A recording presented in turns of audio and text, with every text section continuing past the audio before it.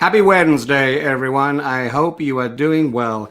It's 8:30. It's Wednesday. It's Off the Leash. Off the Leash is Neptune's way of staying in touch with all of you. I hope you are feeling good today. I hope you, like me, got to walk for a few seconds in snowflakes in May. It was joyous. Almost as joyous is doing this show, actually, Tuesday to Friday. It gives me a sense of purpose. It gives me a reason to put on shirt and jacket and a reason to stay in my pajamas just down there. And tonight, I'm not even joking. It also gives me an opportunity to connect with colleagues, with friends, with people that I have worked with, people that I admire, people that I hope to work with, and hope to work with again. And tonight is no different. We're talking tonight to two people who have developed a great friendship, it seems, we'll find out, and a great collaboration over the last few years.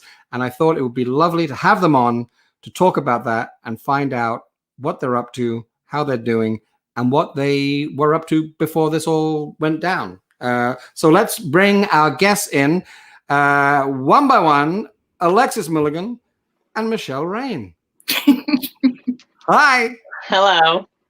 Welcome. I think this would be way better if we did hate each other so that we could then have some sort of gossip rivalry going on. Oh, goodness, yeah, we could. Well, you know what? If you want, we can just start that now. Let's just start. Okay, let's start over and we'll just do that. Okay, wait a second. Hold on.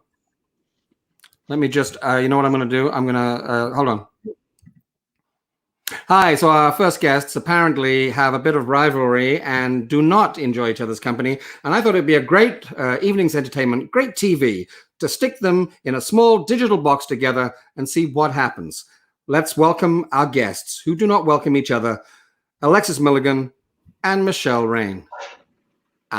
That's awkward. So, Michelle, it's great to see. Oh, hi, Alexis. Hey, how's it going, Jeremy? See, I think that was much better. That had much more drama. It was great. Much better. We'll see whether people, actually somebody tuning in at that very moment, and people were joining at that moment, may have believed me, although I don't act so much anymore, so maybe they won't. It's great. The cat arrived. It did warn you. Yeah. That's one of the great things about all these Zoom and Skype meetings and whatever, all the different formats. There's lots of talk about all the different types of people that are in the meetings with you. The people that eat, the people that drink, the people that have a bad lighting, the people that have a pet with them. Mm-hmm. I think we now know which one you are, Alexis. Yep, this is the one. Yeah. Little needy monster, but he's all right. All right. How are you both? Where are you and how are you doing? I tell you what, rather than just asking how you're doing, let me ask you a different kind of question. Where are you and who is the first person you're going to embrace warmly that you can't at the moment in your bubble embrace once this is all over? Alexis. I am in Dartmouth, Nova Scotia, in my lovely house in Montebello, and it's going to be my boyfriend for sure. Yeah. Oh. Yeah. So I haven't seen him since March 1st. Wow. Yeah. Okay. I am in Debert, Nova Scotia. Yeah. And the borders are closed right now, and I actually really miss my mom, just knowing that I can't actually go over the border. Not that I see her every day or anything anyway, but just knowing that I can't go just to visit, I'm pretty sad about that, actually. So I think a lot of people right now are thinking, hug your mum or hug your dad or hug a loved one that's just over a border or too far away to travel to. Well, when we got canceled at Theatre New Brunswick, I stopped in at her place just because I thought I could tell that our provincial borders were probably going to close down at some point during all of this. So I stopped in to see her. Right. I'm getting a bit of echo from one of you. It could be you just turn your volume down just a touch, and then it will not drive both of our watches crazy. So tell me, Michelle, why don't you tell your side of the story first? Now we find out whether you actually do like each other. You've been collaborating for a while, it seems to me. I know you work with a lot of other people as well, both of you. But how did this relationship, this collaborative relationship begin, and why and what happened? How'd that all start, Michelle? Well, I was going to Dalhousie, Fountain School of Performing Arts, and I was in the show Midsummer Night's Dream, and I was playing Peas Blossom and Snug. Oh. And it was actually one of like they're smaller parts, but they were probably the funnest parts to play during my like theater education. And it's because I got to be more physical and in my body than I had in other plays where I was worrying so much about words. So it taught me a lot about the physical space of theater and the physical space of the stage. And Alexis Milligan was the movement coach on that. Were you the movement director or movement coach or movement director? Movement director on that, with Philip Aiken as the regular director. And when she came into the room, I was like, oh my God, seems so, I had no idea who she was, by the way. Even though she's like famous, but I'm dumb and don't know anybody. And I was like, oh my gosh, like there was like glittery stars all around her.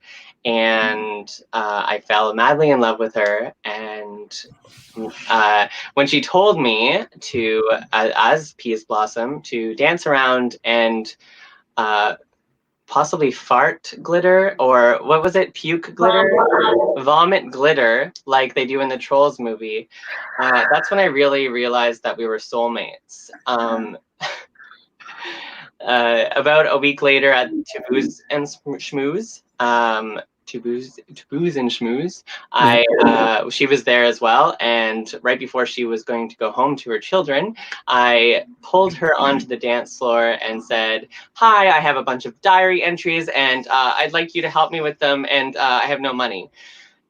And she probably didn't think I was serious, but then I stopped her.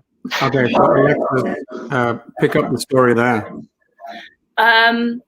Yeah, we were at the To Be Booze and Schmooze. I had been working with Michelle at Dal, and it was sort of in that vein. I had a project going on that was a collaborative project with the School of Nursing on palliative care, and we were sort of partnering with Fountain School, and so I had auditions, and Michelle, and there was Zach Camo and Stephanie Hunter and Samantha Thompson were all part of that class, and they all came on board, and we developed this project together, the Peace Project, which was a sort of a big, long, beautiful journey that was very collaborative in that.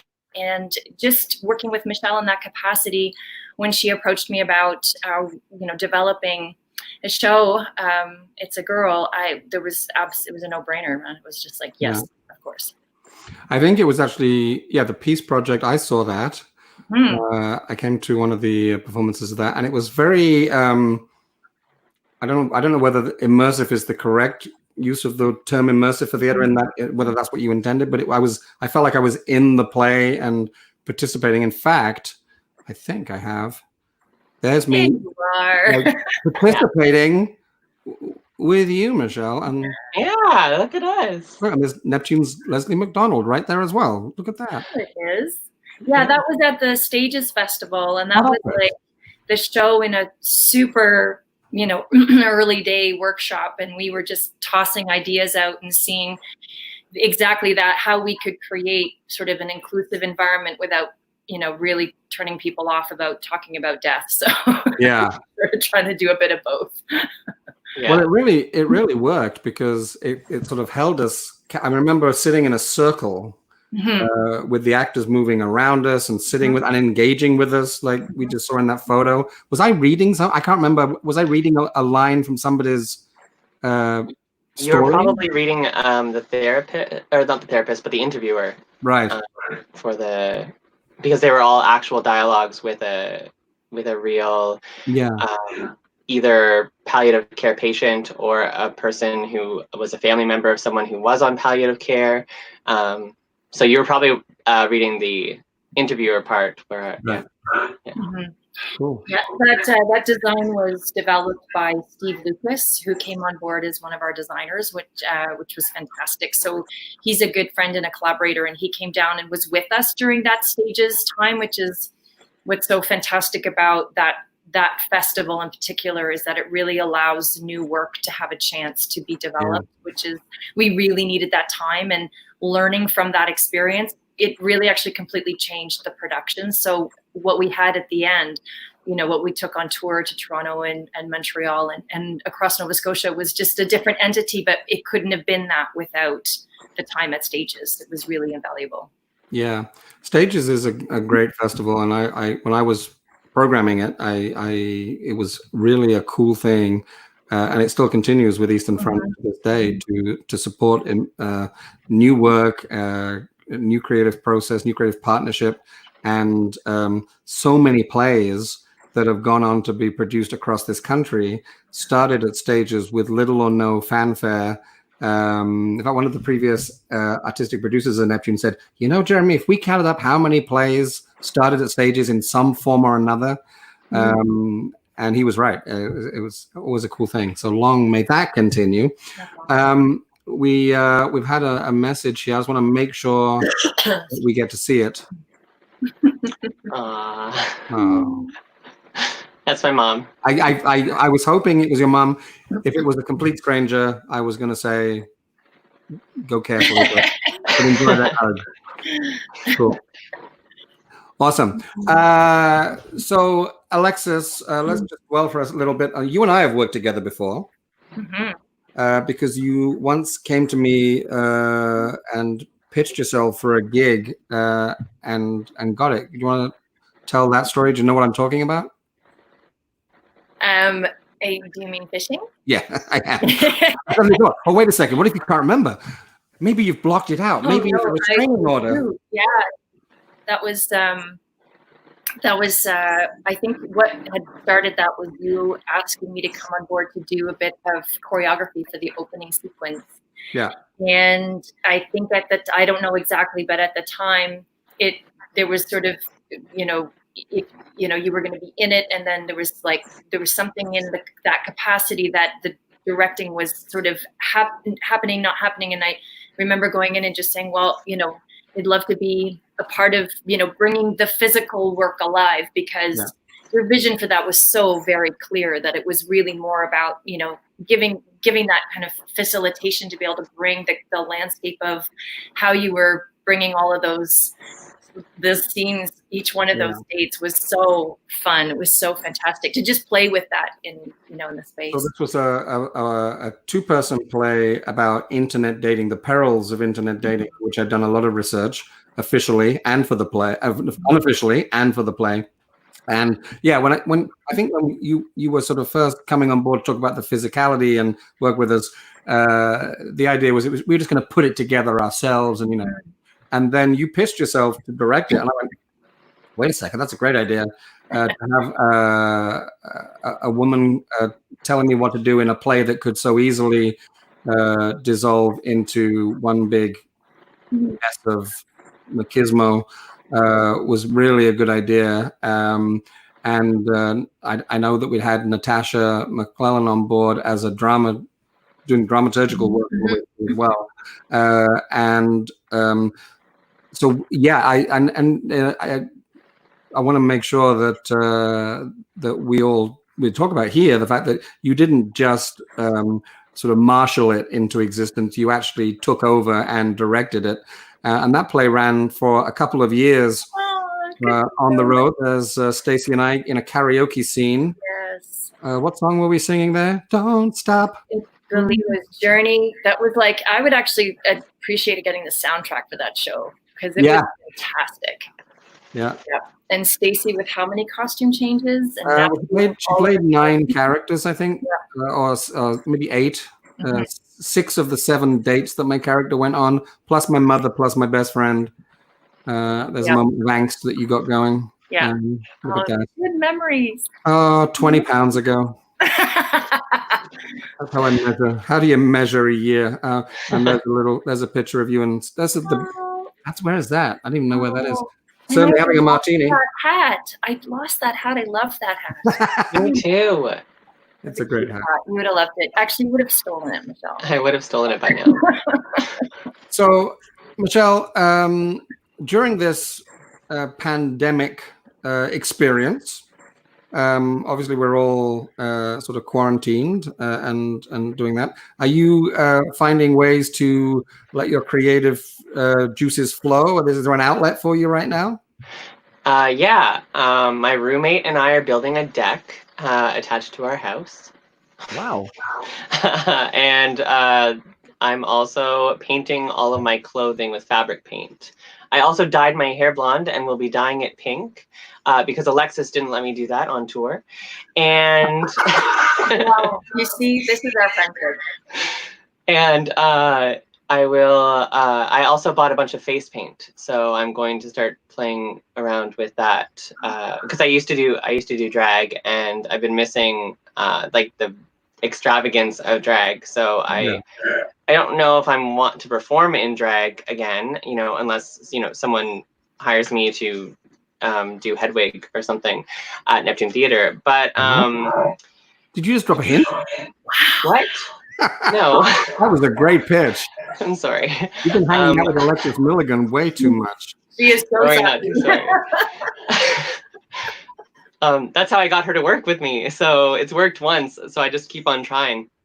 But I'm just trying to find artistic ways to express myself. And I actually started a workshop when we were at TNB. I hosted a workshop. They got some funding for me to put it together, and it kind of it brings the creative process to a more abstract place, and then develops it into a monologue rather than just kind of like focusing on the writing portion. Because I find that one of my favorite things that a teacher said to me in grade 12, an art teacher said that the scariest part of creating something is the white space of the canvas, it looking so perfect and neat.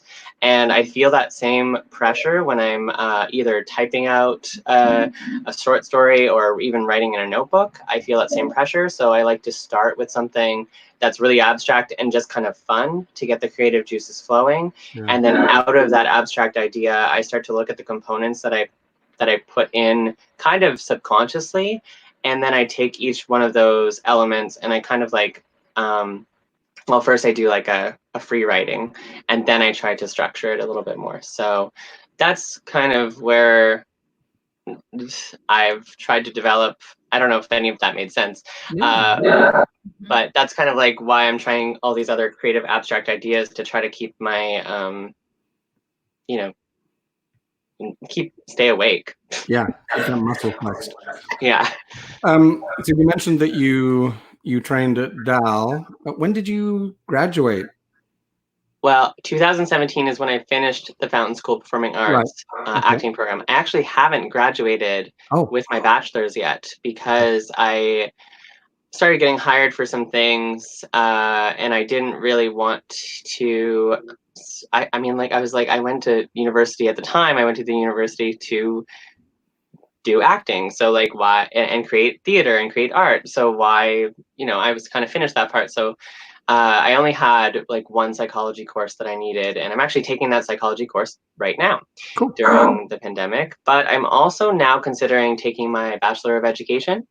So I am adding 2 courses to that over the next year, and then applying for the Bachelor of Education program as well at Mount St. Vincent University. So, I mean, maybe I won't get in, but maybe I will. And it was really the tour as well, the TNB tour, working with kids and stuff that really put that fire under me because talking to the kids for an hour about the topics that we were talking about just didn't really sit as well with me as I wanted it to. I feel like it was a great start to a very important conversation and really great for a lot of the kids that we were influencing. But so many of those kids still had questions, and they even though we provided them with resources in their community, they don't have role models that are in the queer community, or that are transgender, or have had to deal with some of the stuff that I've dealt with. And so I started to realize that I think I can be more valuable and make an impact if I'm actually with those kids for a period of time in their life, to actually, help them out with their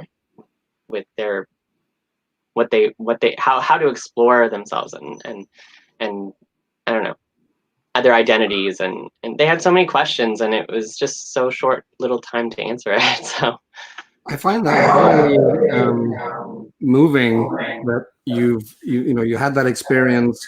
You didn't feel that it quite completed it for you, and now you're looking at altering, or adding, I guess I shouldn't say altering, adding to your own life and future to continue with that work. That's amazing. If only we'd all do something like that. God. Yeah, anyway, go ahead. No. Thank you. So Alexis, and what about you? You're in Dartmouth now. I'm assuming that work that you had lined up has been put on hold. But have you been working from home? It sort of has been put on hold, and then actually quite gratefully not. I've been the Shaw Festival still rehearsing. We actually just finished our contracts, for our work for the season, where they had to be terminated. Just this last Sunday was our last day. And so for the last 6 weeks, we've actually been in full rehearsals, which I think, to begin with, being a movement director and someone who works with a physical body, I was sort of really thinking I'd be sitting in Zoom rehearsals, just kind of not doing much, and just listening, and that it would just be a lot of discussions. And actually, quite wonderfully, it turned into a really big and kind of critical creation time, in a way that I think it bought us back time that we normally don't get in the rehearsal hall, most especially, I think, in Canadian theatre at large, where we've got, say at Neptune, we get 2 weeks and 2 days in the studio, and then we have to get into tech, and then it's up, and then it's gone.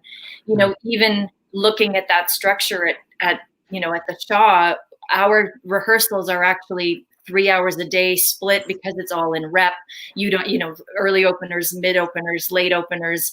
So that kind of combined time, yes, we have many, many more weeks, but if you add up the hours, it's still only about 4 weeks of rehearsal, which is a luxury for sure. But it doesn't mean that you get the time to do what this last 6 weeks did, which was do some creative exercises. Questions, more dialogue. How can you present or rehearse? Like, what are we here for? Where, actually kind of getting into the meat a little bit more about the productions, about characters, about storylines, and not that it was even table work. Like, I was teaching line dancing. And what was that experience like, though? Because I know that I have sat in now hundreds of Zoom meetings, and then I spend my evenings talking to people in boxes. This is more fun. Yep. There's wine. It's more fun chat. It's not about business, the business of theater. But do you feel? Is there any kind of frustration, or are people like getting antsy sitting? Are they sitting? Or are they moving around? How does that work? That's a really good thing. That's a really good question, because I certainly, by the end of the day, if I'd had a couple of rehearsals, I'm also doing one-on-one coaching sessions with the acting company, running actors gym or a ballet class or something, that my eyeballs are burning from the back of my head by the end of the day. It's like, I just need to kind of, shut everything down so I can sleep. But I think, actually, because they were shortened, they were only 3 hours with a 15-minute break. It kind of actually really helped to break up the time a little bit more effectively. So you did get, and again, I wasn't anticipating doing physical work, but it was like turn your camera off. We're going to get up. I'm going to lead a stretch, pin my video, and I'll take you through something. No one else has to see you. I even was doing sort of abstract exercises with some character development work, and that people could, like, I'd give them a prompt and they'd turn their videos off and go away and do it. And I'd say, okay, you've got 30 seconds. And then they come back and we discuss. And I mean, I think the beauty of it is you have, you know, a big team of people who really kind of love that kind of stuff. They get off on it. They want to do it. They're not just turning off their videos and going, great, I'm going to go put the kettle on. Kind of thing. Like, they, you know, it really does get people kind of motivated in that regard. So, I mean, there were certainly times, like in anything, where you're just like a bit, you know, but honestly, what else are you going to do? So at least I feel like, you know, I've had some nice creative kind of aha moments, even in the last 6 weeks, that I really just was not anticipating. Like, so what's going to come next, though? Because where is, if you don't mind me asking, tell me what I'm allowed to know. What has Shaw decided thus far? Where are they in their process? So right now there's sort of a series of blue sky meetings that are happening, trying to, I think the biggest conversation, and quite rightfully so, is that we're not a digital medium. The theater is theater, and it's meant to create connections and bring people together, to share a space together, to breathe together, you know.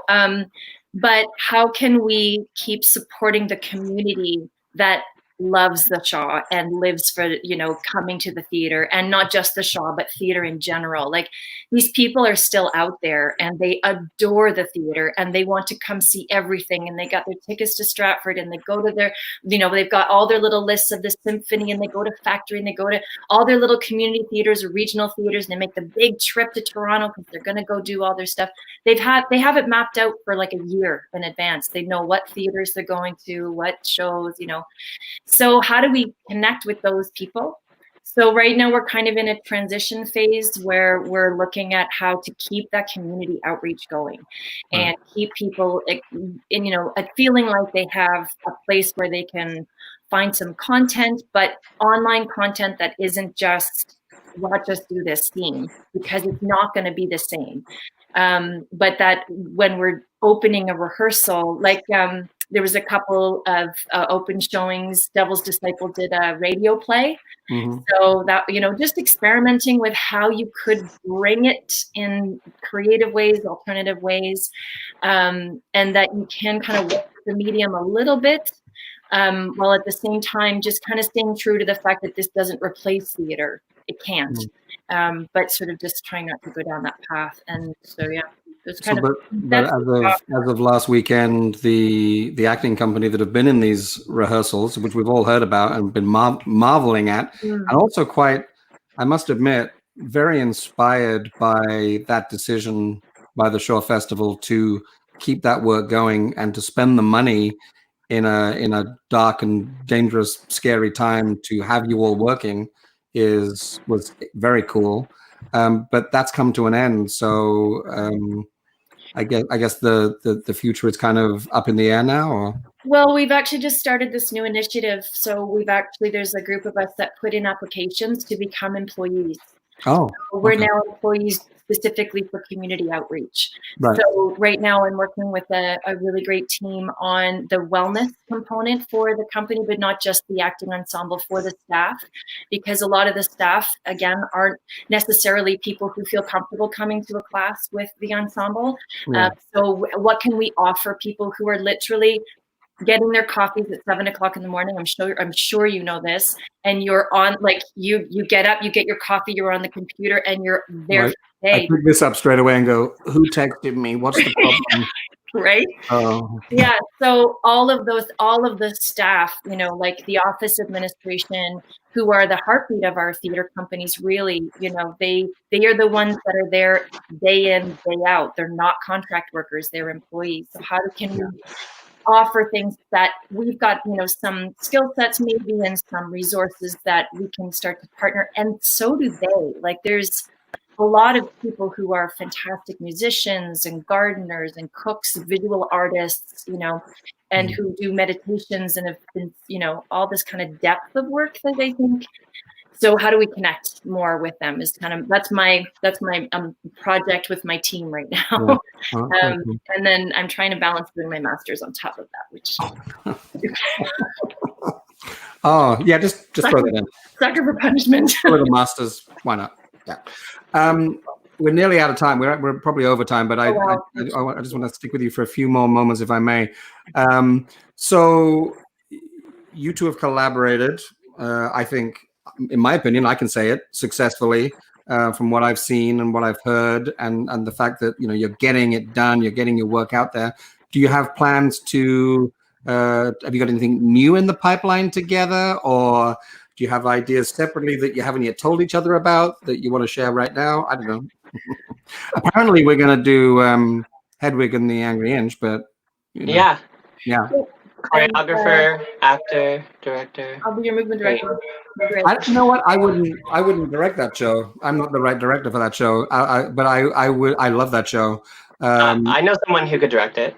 Yeah, right. And I'll do both. They were on the Neptune stage this year. Or Alexis. Wow. You're seeing it here first, folks. Off the Leash, this little talk show that started 5-6 weeks ago, has now become a place for artists to come on, pitch their work for the 21, 22, 23 season, and sign a napkin. I wish I had. I've got a Kleenex. I love it. You could sign that. No. Yeah.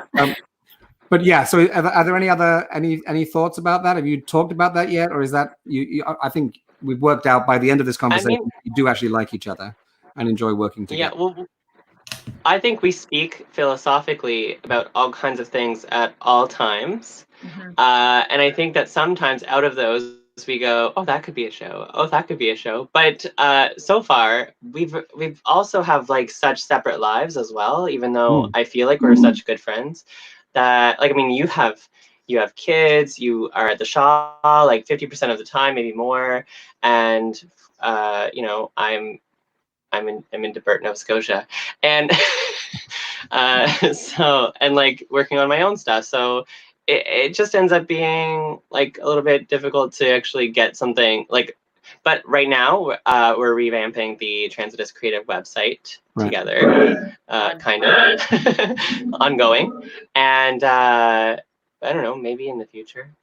Okay. Yeah, right now, I think It's a Girl was kind of in the middle of its tour, and it got kind of abruptly stopped. Like the momentum, like I think for all of us, just our momentum kind of has been a bit stalled, and so it was such an abrupt way that I think our energies for sure have been just focusing on It's a Girl, getting it out there, getting like the study guides that we created with the beautiful Matt Carter at TNB, like just trying to get information about these shows out in that capacity. It was like, I think my brain hasn't quite switched that it, like the tour ended. So It's a Girl right now, because, Summer Works, we had an application and they were just about to announce, like, and then, it was like all those things that we were sort of waiting on, and now it's all kind of canceled. And so I think putting those things in and what's happening with them is kind of, Yeah. So I think it's certainly a time of flux and change, but even with change, there's normally an end in sight of some kind. I want to thank you both for being here. It's lovely to see you both and to talk to you both, and thanks for sharing. And I'm now thinking that I've got to get some lights up in my fake basement Neptune fake office set that I built 5 weeks ago. I'm feeling really bland now, so I'm inspired. You look beautiful, but you look, Michelle, she's just.